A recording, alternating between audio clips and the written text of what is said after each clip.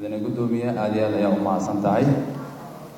waxaan runtii u mahadcelinayaa xildhibaanada sharafta leh ee runtii waajibaadkooda dastuuriga gudanayaan. xaqiiqdii waxaa idin sheegayaa inaan ka mid nahay in nidaamka golaha shacabka ama shacbiyadda ah in lala xisaabtamo wasiirada iyo xukuumaddaba aaminsannahay. taas waxay idin tusinaysaa warqadan xalay WhatsApp waxay igu soo gaartay baadal maqrib. saasay tahayna saaka 4 saac meeshan ayaan fadhiyay. isla xalaytii aan warqad u qoray taliyaha inuu igala qayb noqdo in su'aalaha golaha shacabka ee Jamhuuriyadda Federaalka Soomaaliyeed ay qabaan uu jawaabteeda aan wada yeelan. aad iyo aad ayaa u mahadsantihiin runtii shaqada wanaagsan ee ummadda Soomaaliyeed u haysan.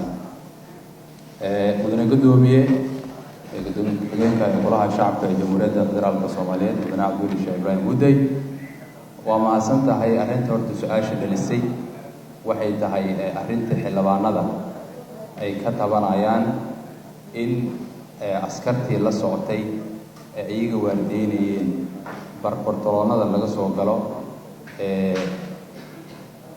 xaruntan iyo madaxtooyadaba in ciidankii la dhigo. taas runtii waxaan rabaa inaan idinla wadaago waxaa keenay arrintii dhacdada ahayd ee xanuunka badneed ee runtii dowladnimada iyo sharafka iyo karaamadaba aan ku fiicnayn ay ku dhacday SYL. taasi ilaah baa mahad iska leh. arrinkaas oo hadda dhacay in badan ayuu soo laalaabtay saa la socotaan.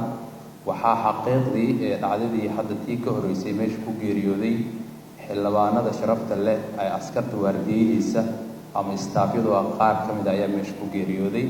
nasiib wanaag dhacdadan markay dhacaysay baarlamaanka ma jirin. hadduu jiri lahaa dhacdadan waa kasii badnaan lahayd, maadaama xilliga baarlamaanku uu furan yahay ilbaabka laga soo galo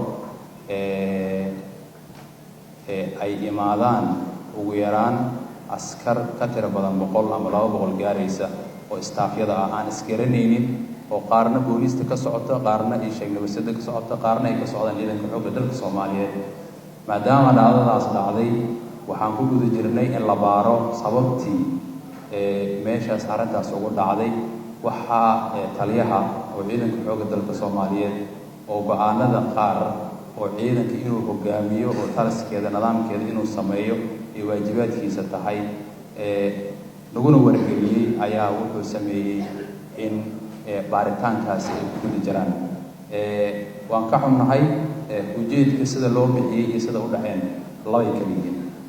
xildhibaanka inuu markuu gudbaayo oo meeshiisa si sax ah sareexad la ku gudbo, askariga iyo nidaamka iyo systemka maanta aan haysan waa la socotaan.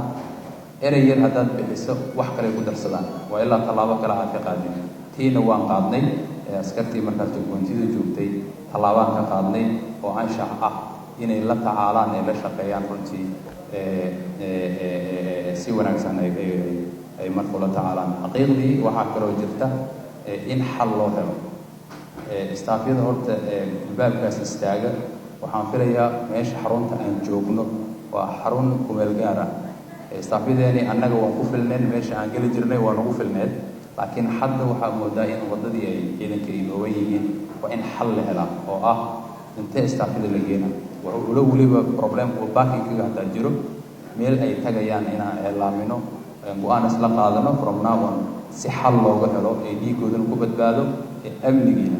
kolley shaqada la qabtay waxay ahayd shaqo lagu ilaalinayo amniga, shaqo lagu ilaalinayo amniga xildhibaanada golaha shacabka iyo madaxtooyada iyo madaxda kale.